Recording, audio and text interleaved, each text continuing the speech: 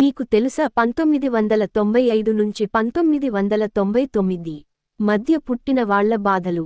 1995 ముందు పుట్టిన వాళ్ళు, 1999 తరువాత పుట్టిన వాళ్ళు ఏదోకటి చేసుకుంటూ పెళ్లి చేసుకుని సెటిల్డ్ అయ్యారు.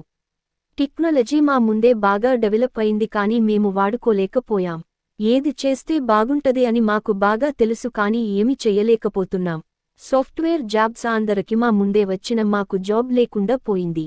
నచ్చిన బైక్ కొనలేకపోతున్నాం, నచ్చిన అమ్మాయిని పెళ్లి చేసుకోలేకపోతున్నాం, చివరికి నచ్చిన ఫుడ్ కూడా తినలేకపోతున్నాం.